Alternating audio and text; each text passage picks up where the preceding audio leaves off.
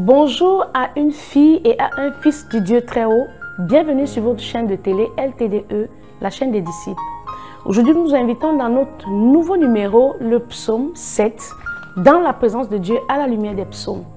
Il est important de signifier la raison pour laquelle nous allons prendre le temps de nous étendre sur tout le livre des psaumes selon qu'il est constitué, afin que d'un psaume à un autre, nous puissions nous repositionner dans la présence de Dieu.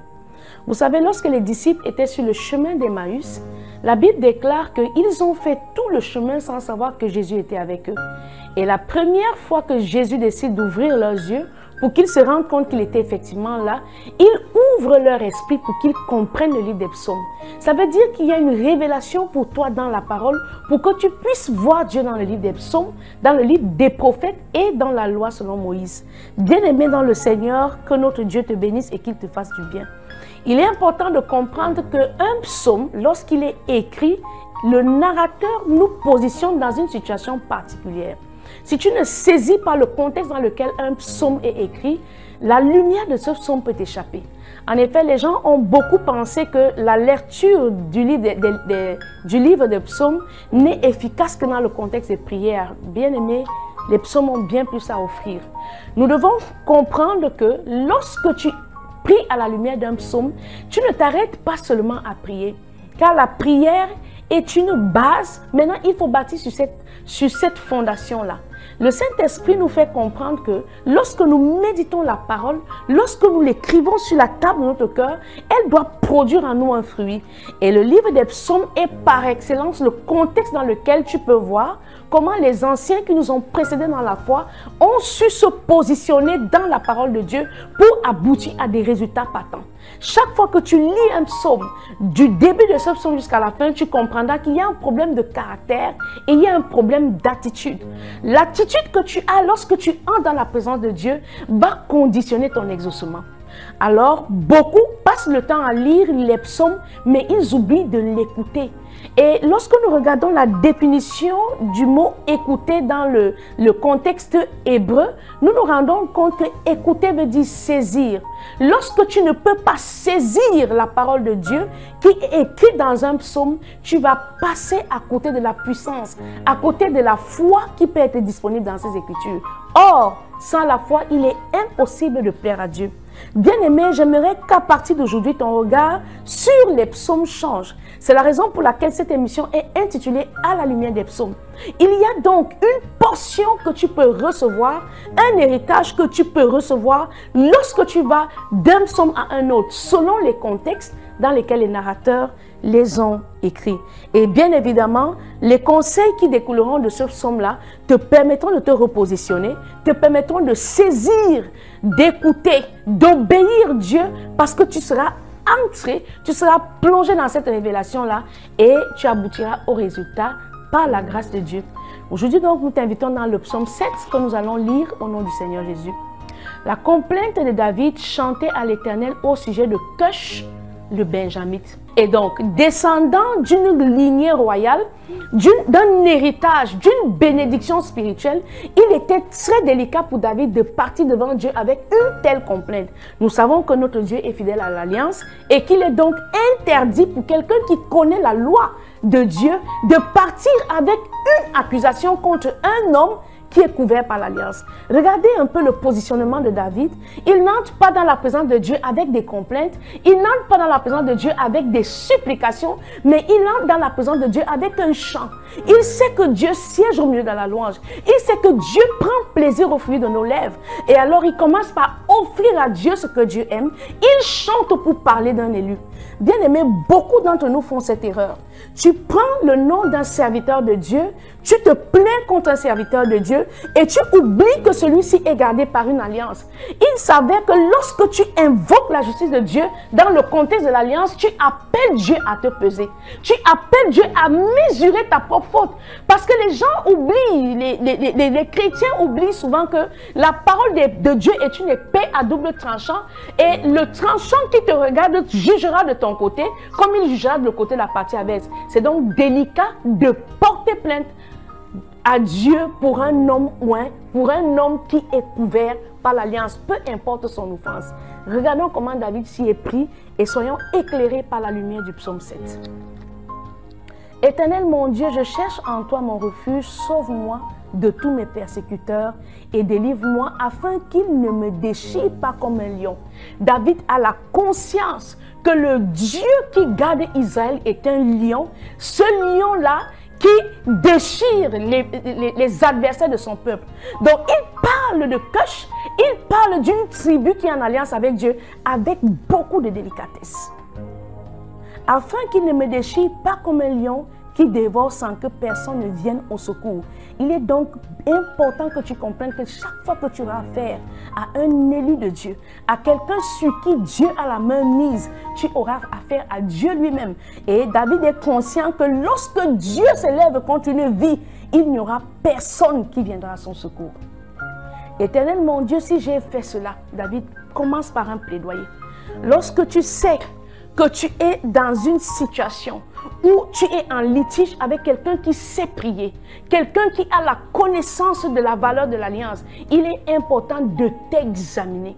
Souvent, nous croyons que c'est la sorcellerie de notre village, ou alors c'est les malédictions générationnelles, ou encore c'est l'injustice des hommes. Mais bien aimé, laisse-moi te dire que beaucoup de prières que nous avons faites sont devenues pour nous des poisons. Parce que nous avons sous-estimé la capacité de Dieu à être un juste juge.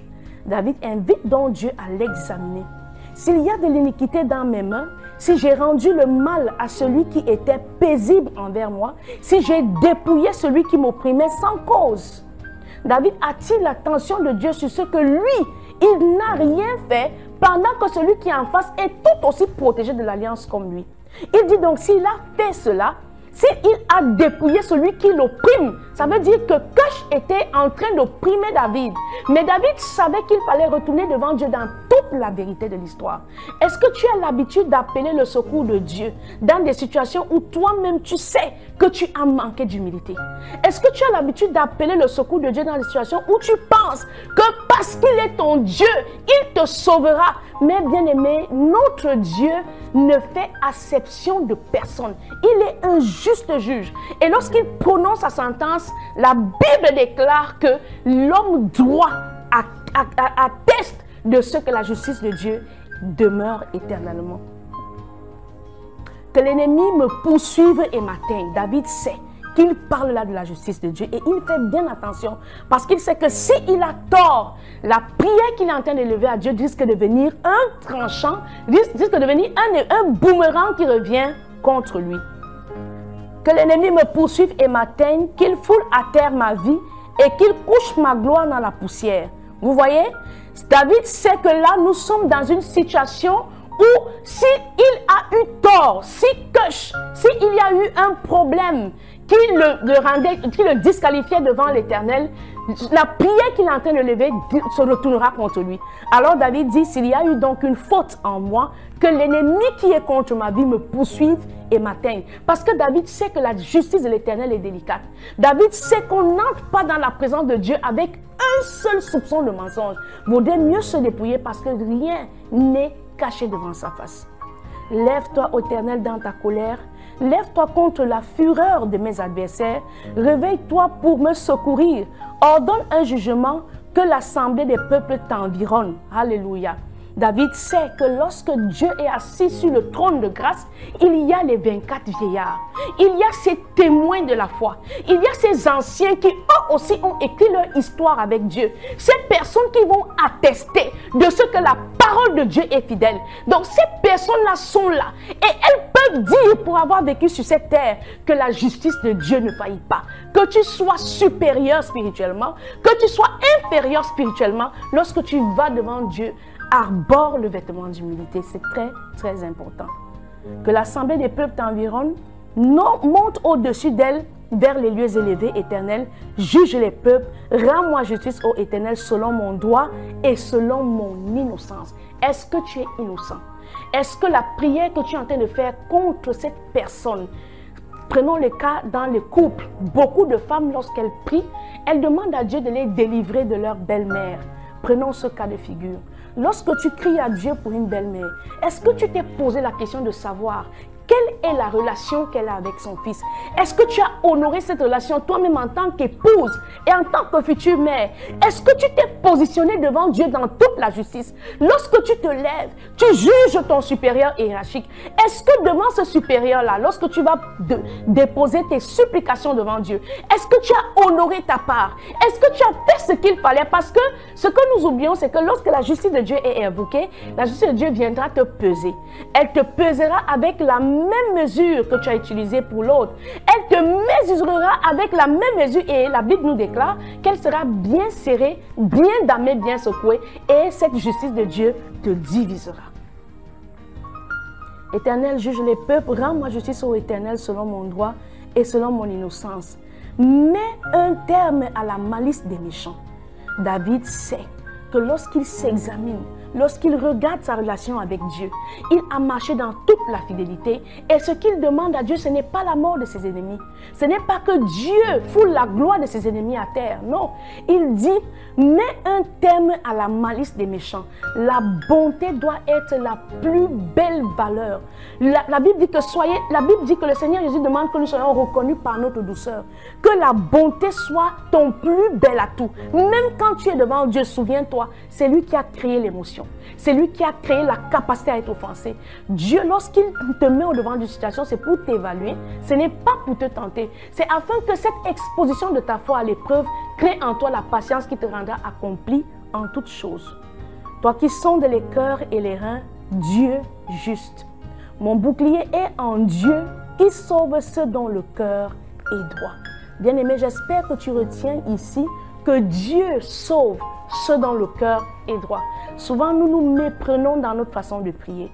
Souvent, nous nous méprenons dans notre façon d'entrer dans un plaidoyer devant Dieu. Et parce que nous nous disons que nous sommes des fils de l'Alliance, nous nous revendiquons d'être fils d'Abraham, mais nous ignorons et nous oublions ce caractère de Dieu. Il est un juste Dieu. Il est un Dieu qui ne fait acception de personne et qui se souvient de l'Alliance.